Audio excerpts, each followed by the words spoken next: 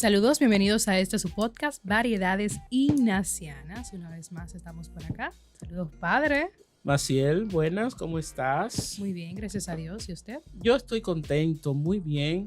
Y más ahora con este airecito navideño que ya se respira con tanta...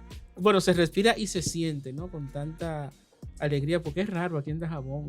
Sí, ha estado bien fresca la temperatura, gracias a Dios. Exactamente. Y bueno, amigo, súper mega contento ahora por el tema que vamos a tratar y el invitado que también tenemos, que no es su primera vez aquí entre nosotros, pero ahora, bueno, viene con un tema, o venimos con él, ¿verdad? Un tema... Sí, que está ahora mismo como... En boga.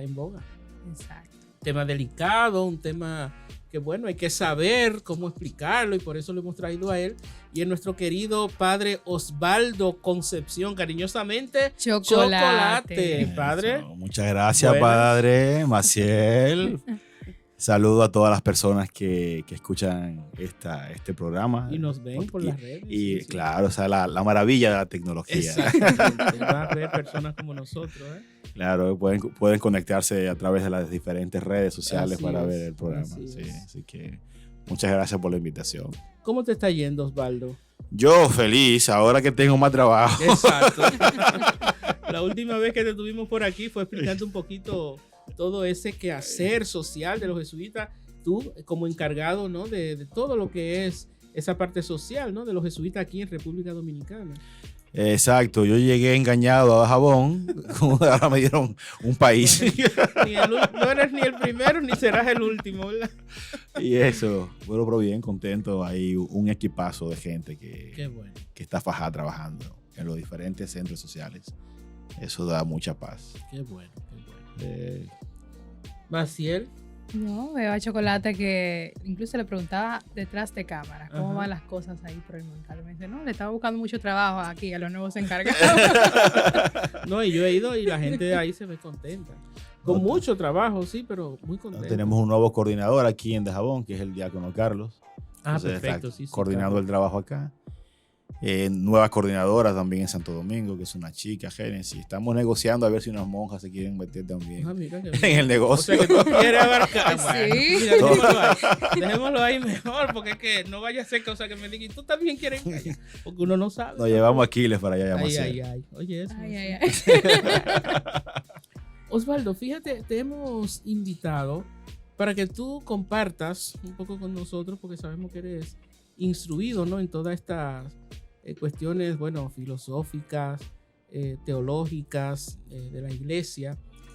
Y como decía Maciel, estamos en un momento muy, bueno, especial, delicado también de la iglesia, por unas declaraciones que recientemente el Papa Francisco ha ofrecido en cuanto a la bendición de personas unidas, ¿no? Uh-huh. En pareja, ¿no? Del mismo sexo, o personas también en situaciones irregulares, exacto, ¿no? En la iglesia, exacto, que no están o casadas por la iglesia o que ya no tienen una participación, diríamos así. Tú, por supuesto, conoces ese texto, por eso te hemos también invitado. Antes de entrar en puntos así específicos, ¿por qué sientes tú que el Papa quizás ha dado esas declaraciones en este momento? Fíjate, hace poco tiempo terminamos la primera etapa del sínodo. Ajá. Entonces, el sínodo abordó estos temas en esta primera etapa, diciendo de que aunque son importantes, no son los temas que vamos en el sínodo, digamos, a desarrollar para llegar a conclusiones. Pero, sobre todo en el mundo occidental, hay iglesias locales que han tenido mucha presión sobre Roma para encontrar fórmulas pastorales para el acompañamiento a personas en situaciones irregulares y en situaciones, digamos, de no heterosexualidad. Okay. Entonces, digamos, el caso más evidente es el caso de la iglesia alemana, donde prácticamente la situación radical de la iglesia alemana en estos temas ha hecho que uno tenga la impresión de que estamos a punto de otro cisma en Alemania. Entonces, estas declaraciones me parecen una salida pastoral sabia por parte del Papa. Porque por un lado, el Papa no le da la espalda a la tradición de la Iglesia, no modifica ningún aspecto de la liturgia y de los sacramentos, pero al mismo tiempo da una solución pastoral a una situación que la tenemos ya ahí. Claro. Exacto. Entonces, digamos que estamos en un contexto donde temas políticos propios de la cultura contemporánea se han querido convertir también en temas de la iglesia, cuando el tema principal de la iglesia es la salvación. Claro. Es la salvación y su actividad principal es la misión. La iglesia anuncia la salvación y por eso es una iglesia misionera. Entonces, que estos temas, como es el tema de las identidades sexuales, el tema de la relación de la mujer con la sociedad y el poder, los temas ambientales, los temas de migración, son temas del mundo en que vivimos, pero que no son los temas centrales de la iglesia. Entonces, yo creo que esto ha sido una salida muy buena. Okay. Y qué bueno entonces para dar ahí ya un paso más a lo que es esa explicación acerca de ese tema que se ha ido como confundiendo. Confundiendo. La gente lo ha confundido bastante, entonces es bueno conocerlo ya de mano acerca de cuál es la posición de la iglesia en realidad acerca de este tema, sobre todo de la bendición hacia estos tipos de pareja. Exacto. O sea, en el caso de parejas del mismo sexo, también como personas vueltas a casar y otros que se agregan también dentro de esta, que no necesariamente tienen que, la bendición tiene que estar dentro del libro, según lo que he leído, dentro del libro el ritual de las bendiciones, sino que se puede bendecir sin tener el ritual. Sí. Fíjate que ya esa práctica la tenemos en la iglesia dominicana. Nosotros hacemos bendiciones que están fuera del ritual. Claro. Cuando nosotros nos acercamos a estos temas, tenemos que entender que el sentido pastoral en las iglesias europeas no es el sentido pastoral en las iglesias latinoamericanas. Hay cosas que nosotros hacemos por tradición ya latinoamericana que ni siquiera están dentro de las normativas eclesiales. Entonces, por ejemplo, cuando hay una persona en situación irregular que no puede comulgar y hace la fila y viene con la mano en cruz, nosotros le hacemos una bendición. Eso no está regularizado. Ahora sí se puede hacer con esto. O sea, nosotros estábamos actuando fuera de las normas. Cuando yo estaba leyendo el documento, incluso dije, pero esto se hace aquí en la iglesia. Entonces, ¿cómo es que no se había hablado de esto? Porque el mundo europeo es totalmente distinto en términos de la concepción del ejercicio pastoral como el que tenemos nosotros aquí en América Latina. Por más conservador que sea un sacerdote latinoamericano, tiene un census pastoral que es muy distinto al census pastoral de un sacerdote en Europa. Lo digo por experiencia, como yo he vivido en Europa, me doy cuenta de que es otra lógica totalmente. Entonces, la iglesia europea está mucho más aferrada a la normativa, a la teología canónica, a aspectos que no son parte de la tradición, sino de la cultura de ellos. Y nosotros, como iglesia latinoamericana, vamos generando un magisterio que brota de la experiencia. Pues, o sea, entonces vamos haciendo cosas, por ejemplo, tener presidentes de asamblea y mujeres que sean presidentas de asamblea, ministras de la palabra. Eso en Europa es un tema de discusión. Que una mujer se ponga un alba y dé la comunión, aquí es normal. En cualquier campo de la frontera eso ocurre. En Europa eso es un escándalo. Yo una vez, yo soy muy amigo de los legionarios de Cristo. O sea, eso es como contradictorio. Un jesuita. Amigo de los legionarios de Cristo son una comunidad que es bastante tradicional dentro de la iglesia, pero yo soy muy amigo de ellos. Entonces yo estuve en Alemania con una amiga legionaria y un amigo, y estábamos celebrando la misa. Yo presidí la Eucaristía y yo le pedía a ellos que estuvieran en torno al altar. Más cerca. Mucho más cerca. Mi amiga no quiso porque eso no está bien. El altar es para el sacerdote. Aquí se encaraman la vieja en el altar. Claro, no se sientan porque no. Y no consagran porque uno no la deja, pero... Es así. Entonces, es otra lógica. Es otra lógica. Pero esta lógica del Papa no está muy lejos de lo que nosotros ya estamos haciendo. Entonces, solo que nos permite a nosotros poder dar bendiciones a personas que están en situaciones de irregularidad o personas que tienen una práctica no heterosexual que son parte de la iglesia fuera de los sacramentos. Exacto, ok. Osvaldo, yo voy un poquito para atrás porque es que quiero como que los conceptos se entiendan bien y que la gente sepa qué es lo que estamos hablando. Parejas irregulares. ¿Cómo se define eso? ¿Qué son parejas irregulares? Digamos, una pareja irregular es una persona, dos personas que viven en una situación de intimidad profunda, que son consortes, son cónyuges, pero no están bajo la normativa de la iglesia, como la iglesia entiende, o sea, no están casadas canónicamente. Entonces eso puede ser personas que se juntan, como decimos unión nosotros. Libre, como unión decimos libre, aquí en República Dominicana. Unión libre, que tenemos muchísimos catequistas, mujeres catequistas, animadoras de comunidades. Que son de las mejores. Que son de las mejores y están en situación de unión libre. Claro. Pueden ser personas que ya tuvieron un matrimonio canónico y que por alguna situación han tenido que separarse y luego entonces están en segundas nupcias. Pero de manera civil y no canónica, porque todavía el proceso canónico para regularizar su situación no se ha materializado. O sea que hay muchas situaciones, mucha gente en nuestra iglesia vive su vida de pareja de manera irregular. Y por supuesto las parejas homosexuales entran dentro de este renglón. Exacto. Una relación de intimidad con alguien del mismo sexo es una irregularidad. Ajá, exacto. Osvaldo, ¿qué fue lo que en realidad dijo el Papa?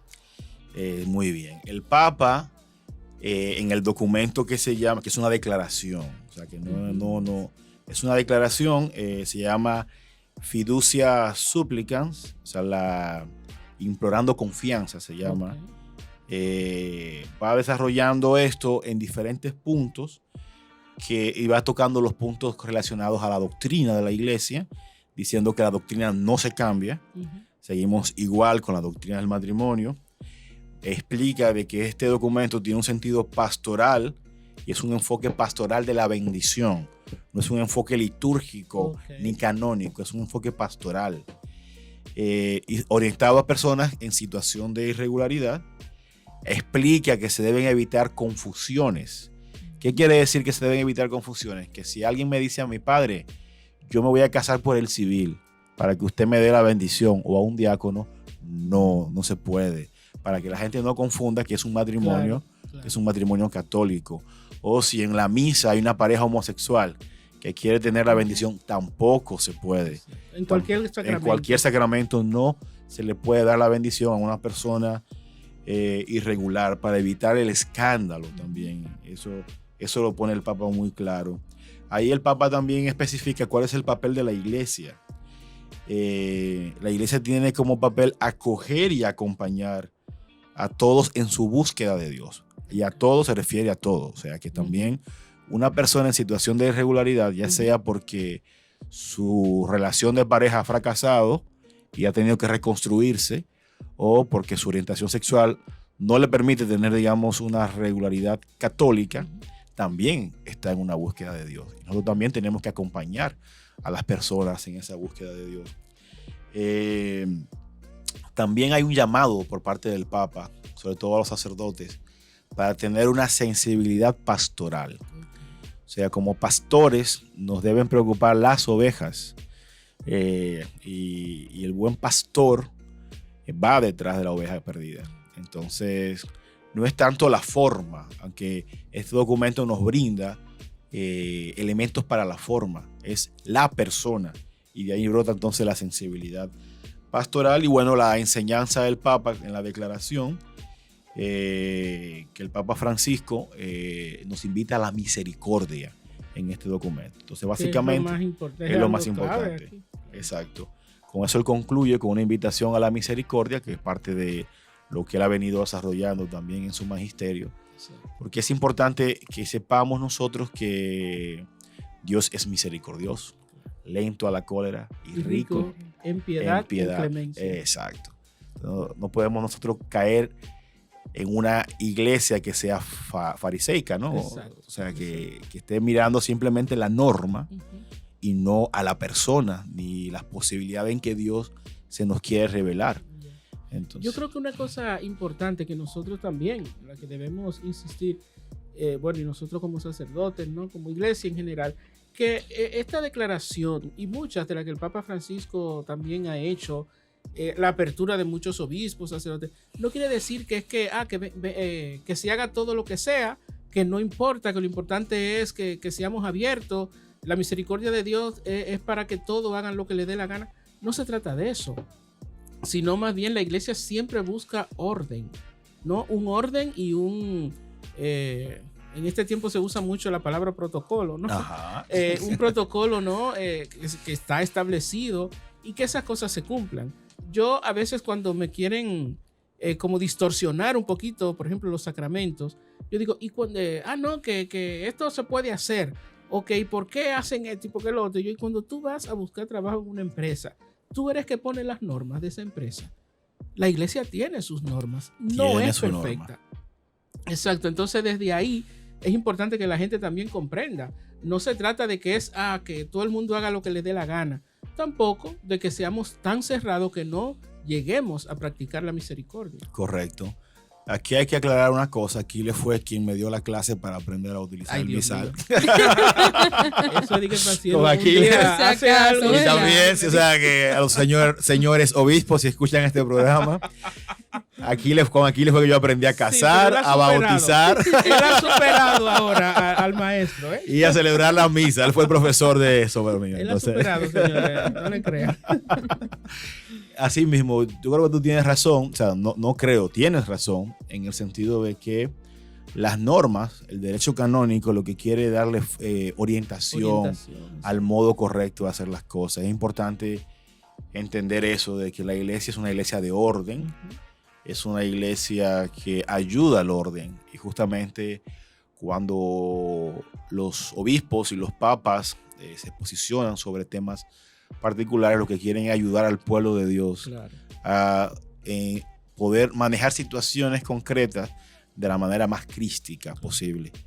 Entonces, justamente yo decía que esto es muy sabio del Papa, porque con esta declaración no caemos en la trampa política de la reivindicación de los derechos de la comunidad LGTB, que son válidos desde la lógica que ellos los manejan, pero válidos en el plano de lo político, no en el plano de lo eclesial.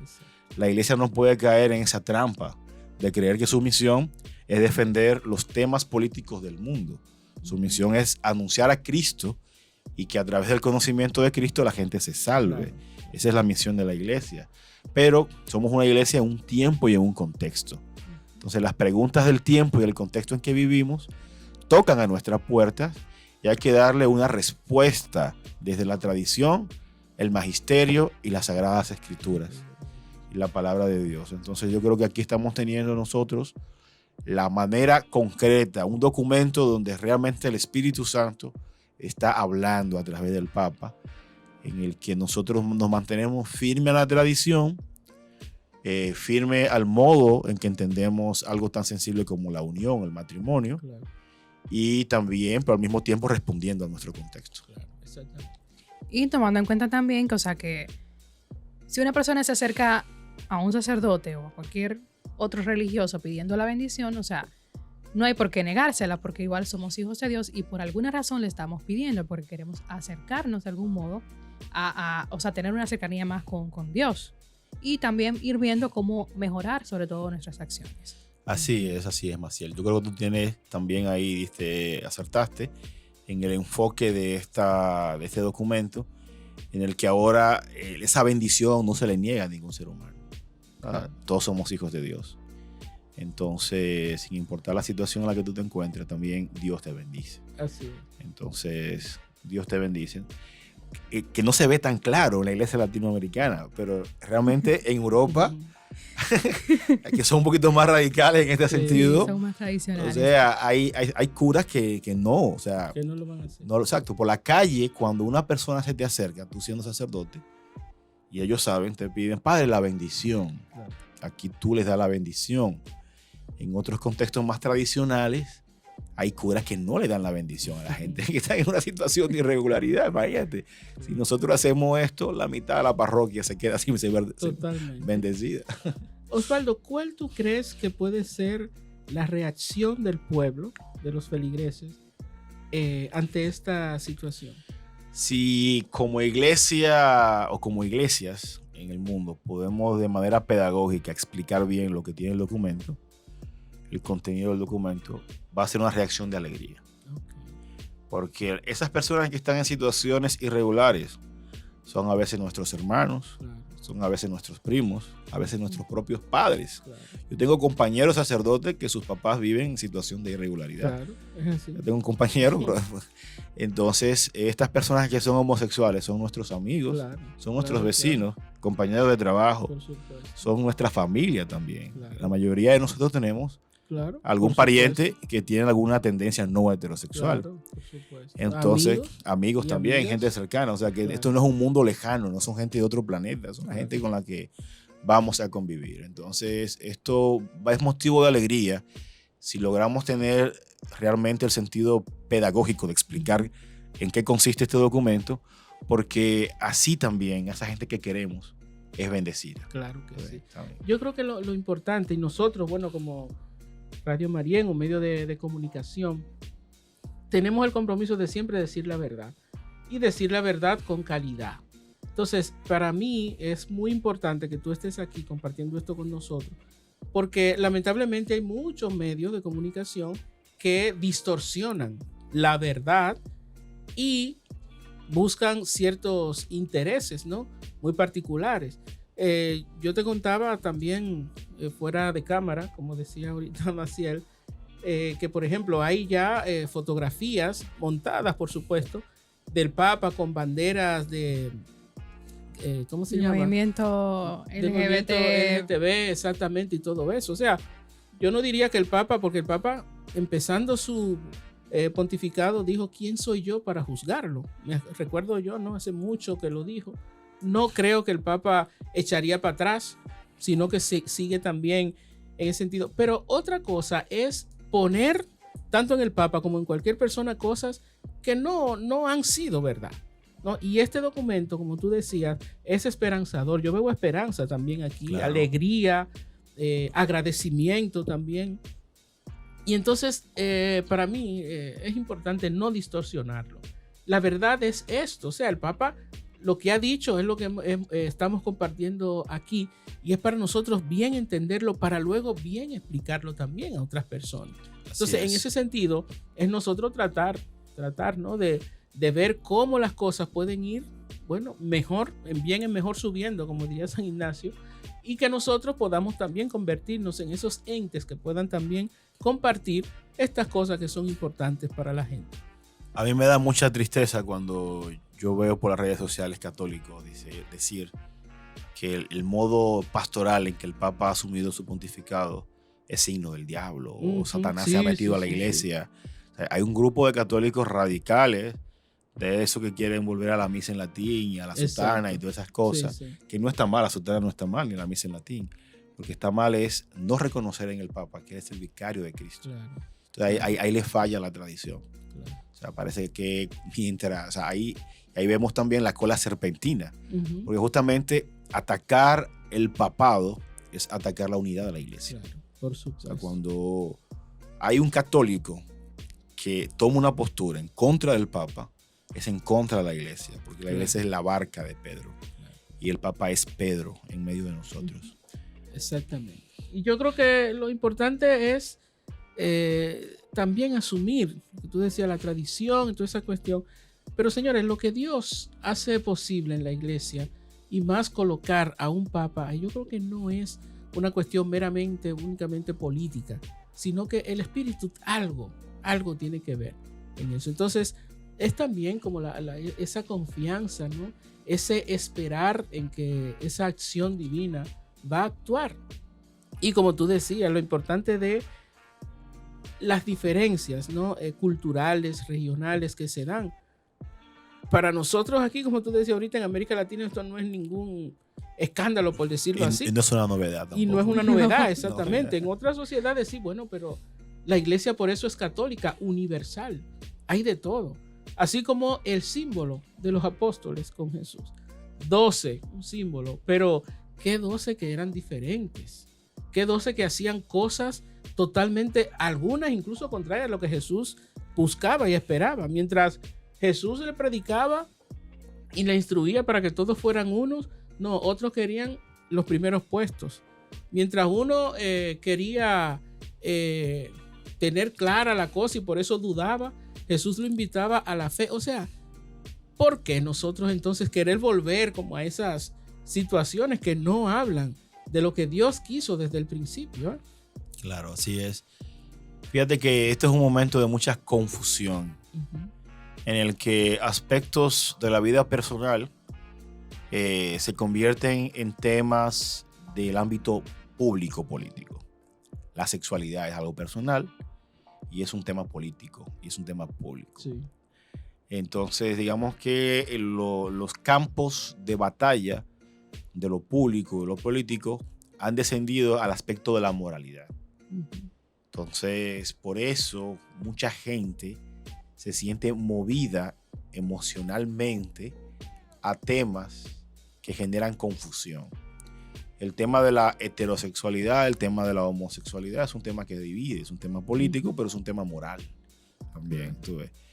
Entonces, decir que la iglesia en su intento de acompañar pastoralmente este tema se está alejando de la tradición y que el Papa, quien nos ha ayudado a entender esto de la mejor manera, está siendo utilizado por el demonio, eso es una ignorancia y un desconocimiento del contexto actual en que vivimos. Fíjate que la iglesia en Europa se está disminuyendo, no solamente por el fenómeno del secularismo, es que también los europeos no tienen hijos. Entonces, antes un matrimonio en España tenía 10 hijos, ahora tienen un perro. Entonces como muchos tienen un perro ahora, un gato. Sí, sí. Entonces no es un tema de falta de fe, es un tema de disminución de la población. Realidad social. Y realidad social. Ellos pasaron de ser el 25% de la población en la década del 50 a ser ahora el 7% de la población mundial. Entonces, pero mientras Europa disminuye, el resto del mundo crece. La iglesia en África está creciendo. La iglesia en Asia está creciendo. India, Vietnam. La iglesia en América Latina ha crecido bastante. Claro. En Estados Unidos los católicos son cada vez más también. Entonces, si por un lado hay una iglesia que está en crisis, que es la iglesia de Europa, no es porque la iglesia esté en crisis, es que la cultura está en crisis allá. Y tienen una crisis moral y una crisis existencial. Pero el resto del mundo no está en esa crisis. Entonces, y el resto del mundo, mientras crece como iglesia, va a ir planteando problemas morales propios del contexto de cada una de las iglesias. Entonces, justamente lo que estamos teniendo con Francisco son herramientas para nosotros poder dialogar con los contextos de una iglesia del futuro o ya del presente que realmente es cada vez más universal. O sea, ya Europa no es el centro de la iglesia. Entonces, justamente este ejercicio de este documento o esta declaración es un ejemplo de la capacidad de la iglesia de poder dialogar con una situación que es contextual sin alejarse de la tradición. Eso es un poquito, bueno, que uno tiene que saber bien decirlo como tú lo has hecho, hablar de esa crisis europea eclesial, ¿no? Porque lo duro es que a nivel político, a nivel social, América Latina, otras culturas también se identifican mucho con Europa, ¿no? Y al identificarse con toda esta realidad, también con lo eclesial. Entonces, a veces están supuestamente experimentando crisis que no tienen. O sea, los jóvenes muchas veces reaccionan no por un sentimiento propio, sino por un sentimiento visto o aprendido de otra realidad, lo hacen suyo y empiezan a experimentarlo. Pero en realidad yo creo que no es porque en verdad hay esa crisis, ¿no? Como la moda de los braces aquí. La gente se ponía alambre por... Exactamente, ¿no? La gente se ponía alambre sin necesidad. Sin necesidad. Ahora es cool. Totalmente. Ahora es cool estar deprimido y tener ansiedad. Y los pantalones abajo, más abajo de las Exacto. nalgas y esas cosas. Sí, Somos Sí. muy dados a copiar las cosas malas y las que están Exacto. supuestamente en el mundo en el Sí, momento. así es. Pero en cuanto a las cosas buenas, también solemos hacer todo lo contrario. Pero A ver. realmente hay una generación que tiene una crisis. A los más pequeños, estos que nacieron en este siglo, Sí. que no tienen unos referentes quizás un poquito más sólidos que tuvimos nosotros, realmente tienen una crisis. No saben quiénes son ellos. ¿Quiénes son? No saben quiénes son. Entonces, están buscando referentes de identidad en referentes que no son reales y que no le van a dar identidad. Entonces también ese es un tema que tenemos nosotros que abordar de manera pastoral. Fíjate una cuestión aquí que puede ser interesante, aterrizando esta búsqueda del sentido pastoral del documento del Papa al contexto dominicano, que es que cada vez más tenemos más iglesias evangélicas en República Dominicana. Eso no es un fenómeno al azar, es que realmente como iglesia dominicana estamos descuidando lo pastoral. ¿Ves? Que a nosotros hay públicos en el que no estamos llegando. Entonces no es porque tengamos menos sacerdotes, porque antes en la provincia de Dajabón teníamos solamente 2 parroquias, que era Loma de Cabrera y Dajabón, y eran 3 curas para atender toda la provincia. Ahora tenemos mucho más curas, o sea, mucho más parroquias. y muchas más parroquias, o sea, hemos crecido como iglesia, pero vamos disminuyendo a nivel de fieles. Y es porque tú tienes que tocar la vida de la gente donde le hace sentido a la gente. Tú tienes que responder la pregunta que la gente te hace. O sea, tú no puedes llegar y plantear a la gente respuestas a preguntas que no se ha hecho. Entonces, justamente la iglesia dominicana y muchas iglesias latinoamericanas tienen que hacer un ejercicio pedagógico de escuchar al pueblo de Dios, entender qué es lo que el pueblo de Dios necesita y responder a esas necesidades. Eso no es alejarse de la tradición, eso es ser pedagógicos en el ejercicio de la misión. No, y yo creo que una cosa importante, que el Papa también ha recalcado en muchas ocasiones y sobre todo una vez con esta famosa frase, que el pastor huela a sus ovejas, ¿no? Como esa manera cercana, amiga, comprensiva, ¿no? Del ministro hacia sus ovejas. Entonces, es como ese mismo clamor también del Papa, ¿no? De buscar esa manera de identificarnos. El sacerdote ya, y lo digo, bueno, por experiencia propia, y bueno, al verte y conocerte a ti, lo sé también, el sacerdote no puede ya, en este tiempo, creerse que él está por encima de los otros. Si nosotros vamos de verdad al evangelio, nosotros nos vamos a dar cuenta que lo que hizo Jesús es algo que nosotros estamos llamados a hacer también. Y Jesús nunca escatimó esa cercanía, ese cariño, esa dulzura hacia la persona. Lo malo es que nosotros presentamos siempre a un Jesús cara dura, a un Jesús que echa más boche que hablar bien, y ese no es el verdadero Jesús del evangelio. Amigo de pecadores y de publicanos. Caramba, y de prostitutas, Sí. y de todo eso. Yo no quiero ser tampoco tan abierto y radical, pero ¿habrá habido homosexualidad en ese tiempo? Yo en la Biblia nada de eso está, por supuesto. Sí, claro. Uno no puede tampoco decir, pero bueno, lanzo la pregunta en ese sentido, ya que al Papa se le ha criticado tanto eso, ¿no? Por su apertura. Pero también ese Jesús cercano, amigo, señores, tuvo un discípulo al quien más amaba, que no era que los otros eran menos ni más, no, lo que quiere mostrar la Biblia con esto es que era un hombre que tenía corazón, que tenía sentimiento, que expresaba amistad, cariño, respeto hacia el otro, y era el pastor, nuestro Dios. Entonces, muchas veces nosotros lo que queremos como ministros es hacer lo contrario, el sacerdote aquí y la gente allá.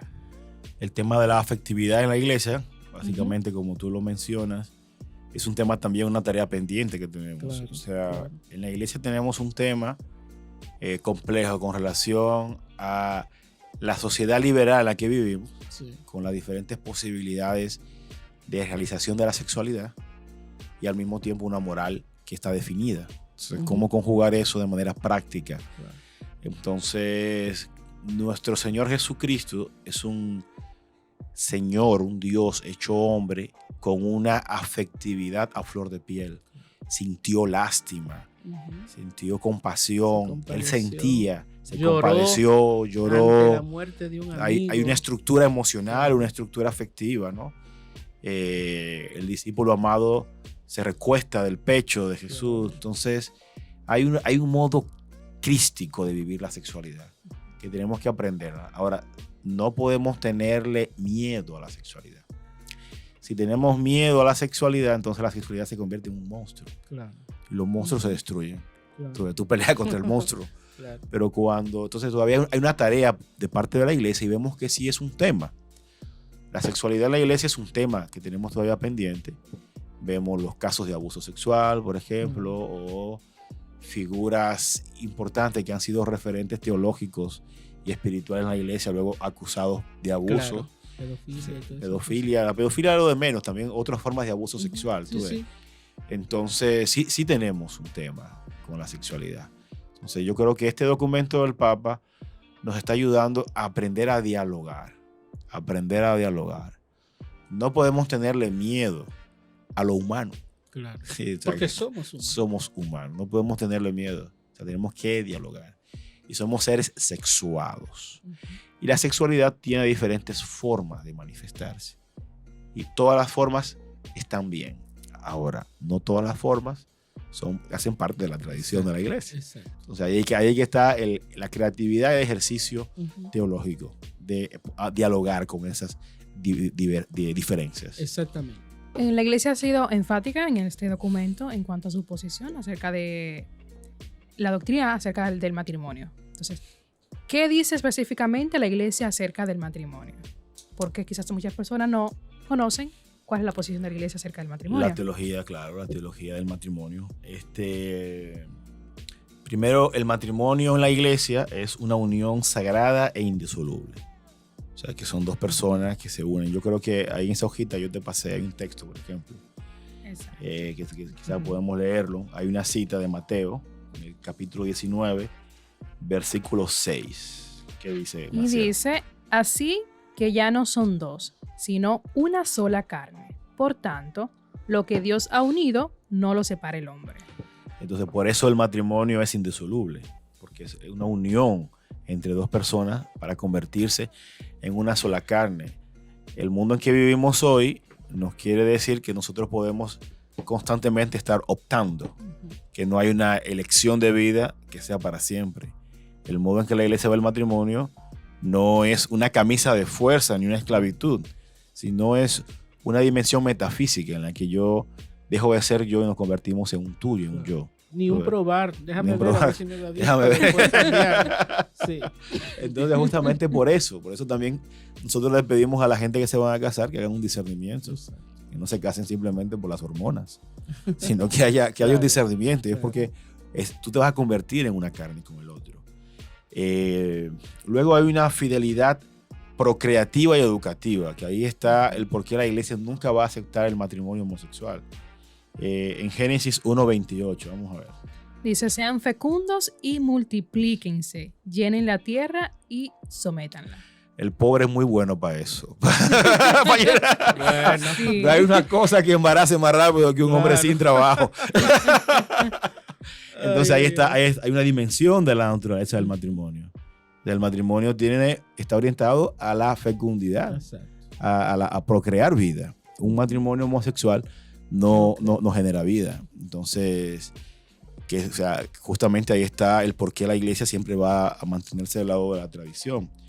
Después hay una fidelidad y una exclusividad también. Ambas personas que se casan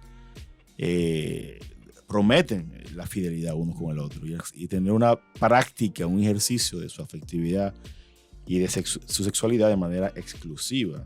Hay otra cita ahí de Hebreos 13:4. Dice, el matrimonio debe ser respetado por todos y los esposos deben ser fieles el uno al otro. Entonces, serle fiel a tu esposa, a tu esposo, es serle fiel a Dios. Entonces, justamente Porque por desde eso, él es que está visto. desde él está Ujú. visto eso. Y bueno, hay una dimensión de libertad. La libertad, el consentimiento libre. Primera de Corintios 7:39. Una mujer está ligada a su marido mientras él vive, pero si el marido muere, ella es libre para casarse con quien quiera, siempre que sea en el Señor. Entonces, la libertad está en elegir. Parecería que en este mundo somos libres y tenemos opciones. Entonces, para no renunciar a nada, no elegimos nada. Exacto. Entonces, justamente el matrimonio es elegir. Y elegir es ejercer mi propia libertad. O sea, yo te elijo renunciando a las otras posibilidades. Pero tú también me eliges a mí renunciando. Claro. Yo ahora que tengo a mi papá enfermo y veo cómo mi mamá lo cuida, este cuidado de mi mamá es otra cosa que lo que ellos han cultivado a través de los años. ¿Sabes? Entonces, si tú no eliges a nadie, nadie te elige a ti. Entonces, los años pasan Claro, y la por juventud se supuesto, acaba. Por supuesto. Entonces, la verdadera libertad es eso, y eso es realmente el amor. Y el matrimonio también es un sacramento cristiano. ¿Y cómo entendemos nosotros los sacramentos? Bueno, Efesios 5, 31, 32.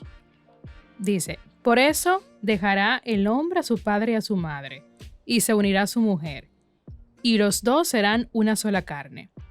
Este misterio es grande, lo digo respecto a Cristo y a la Iglesia. Los sacramentos son símbolos visibles que dan una gracia. O sea, entonces tenemos 7 sacramentos, 7 maneras concretas en que sabemos que se derrama la gracia de Dios sobre el cristiano. El bautismo nos hace ser hijos de Dios. La Eucaristía nos hace ser amigos de Jesús, de alimentarnos de su cuerpo y de su sangre. La confirmación nos da la gracia de los dones del Espíritu Santo y ya somos cristianos adultos. La confesión siempre nos devuelve a la comunión y a la amistad con Dios. La buena relación. El orden sacerdotal nos hace ser otros Cristos. Y el matrimonio nos hace hacer presente la gracia de Dios en la intimidad. En el acto íntimo, o sea, cuando un hombre y una mujer se unen, ahí está Dios. Entonces, por eso es un sacramento, O sea, no es cualquier cosa. Entonces, por eso nosotros... Y tratan de abarcarlo todo, la unción de los enfermos, Claro. nos ubica, nos pone en esa dimensión desde la debilidad, sentir el acompañamiento de Dios desde el ministro, desde los demás, desde la comunidad. Entonces, esta teología sacramental del matrimonio es muy importante. Cuando nosotros vemos el matrimonio simplemente como un contrato social entre dos personas, se pierde la magia que hay, se pierde la gracia. No es que tú y yo vamos a firmar un contrato, es que tú y yo nos vamos a hacer uno. Claro. Entonces, como el Padre y yo somos uno. Entonces, digamos, es un reflejo de la Trinidad también. Y fíjate que de ahí nacen los hijos. Entonces, del amor que se tiene el Padre y el Hijo, nace el Espíritu. Del amor que se tiene el esposo y la esposa, nacen los hijos. Es una imagen visible de la Trinidad. Exacto. Sí. Ojalá que esto como que, caramba, que quede claro, ¿no? Porque es muy importante que, bueno, tanto los católicos como los no católicos, incluso los no creyentes, puedan entender esto de la iglesia. No se trata de que la iglesia te está apartando, sino simplemente estas son normas que como institución religiosa tenemos. Quienes estamos y pertenecemos a ella debemos cumplirla. Tú no perteneces, bueno, pues tranquilo. Pero sí es, como se ha estado explicando, es la manera como nosotros como iglesia, repito, sentimos que Dios nos pide también que vivamos nuestra fe, nuestra experiencia de Él en los demás y en nuestra sociedad. Entonces es importante, retomando y ya casi finalizando, ¿verdad? Este documento del Papa, visto como una manera también que, como hemos dicho, no es un sacramento, no se ha instituido un nuevo rito, no, es simplemente una manera pastoral de nosotros, bueno, aceptar que Dios, así como es amor y nos ama, quiere que también nosotros, al experimentar ese amor, demos amor a los demás. Así es, una forma creativa de tener una iglesia que acoge. Exactamente. Que acoge. Una iglesia misericordiosa como nuestro Padre Dios lo es. Así es. Bueno, Maciel. Yo creo que hemos Wow. abarcado ahí. No, esto ha sido como... Mira qué rápido se fue el tiempo y como wow. Osvaldito, tú de verdad que... No, muchas gracias por la invitación. Yo cuando sea grande quisiera de verdad No, ser bro. como tú. Aquí le está burlando de mí porque fue mi profesor, imagínate tú. Sí, ¿verdad? No. Hay alumnos que han superado y tú No, en este no. caso eres la evidencia más real. Sí, De sí. verdad que sí, no, te agradecemos de verdad mucho este agradable momento, estas enseñanzas que wow. Yo voy a ver este podcast, mira, 2 o 3 veces para yo poder generarlo, porque son muchas cosas, pero para poder compartirlo también, ¿no? Pero de verdad, gracias Osvaldo, y ojalá, bueno, tú sabes que tú eres de aquí, de Marién, y te vamos a tener más por aquí. Muchas Sí, gracias. esperamos tenerlo en otro episodio de nuestro podcast. Por supuesto. Gracias, ¿Cómo te Maciel. despides tú de tus Bueno, fans? Porque ya tienes muchos fans. ¿Sí? Déjame decirte. Bueno, abrazos, saludos, besos a tanta gente bella que sigue el trabajo de Radio Marién, la educadora de la frontera. Muchas gracias, Aquiles, Maciel, Sonia. Ustedes no ven a Sonia, pero Sonia está ahí. Ay, está detrás de Sonia. cámara. Está detrás Es que de ella hace tanta cámara. seña y nos corta los ojos cuando decimos, hacemos cosas que no se deben. Exacto. Pero la queremos. Muchas queremos. gracias, que el Señor les bendiga mucho. Muchas Amén, gracias. amén. Muchas Y- gracias. y Y bueno, nos seguimos viendo por aquí, Osvaldo. Nos Es seguimos compromiso viendo. tuyo, ya tú así sabes. es, así es. Y qué bueno que en el Montalvo todo siga bien. Todo sigue bien, gracias. Ese gracias. excelente equipo, como tú decías. Y qué manera de cerrar el año entonces con este podcast, porque Excelente ese va a ser nuestro último podcast de este año. De este año, así es. Así es que Wow, qué privilegio. Para Sí. que tú veas, no es cualquier cosa. ya lo sabes. Entonces nada, desearles también desde ya feliz Navidad a todos y un próspero año nuevo. Que el Señor en verdad nazca en cada uno de los corazones de nosotros. Así es. Que Dios les bendiga, que Dios les acompañe. Y ya saben, el amor de Dios es incondicional. Nos ama. Nos quiere ordenados, claro. Pero Él nos ama, sea lo que sea. Que Dios te bendiga y que esa paz que siempre te deseamos llegue a tu corazón, a tu hogar y permanezca siempre en este nuevo cumpleaños del Niño Jesús. Dios te bendiga. Bueno, hasta la próxima. Good boy, good boy. Yo me iba a...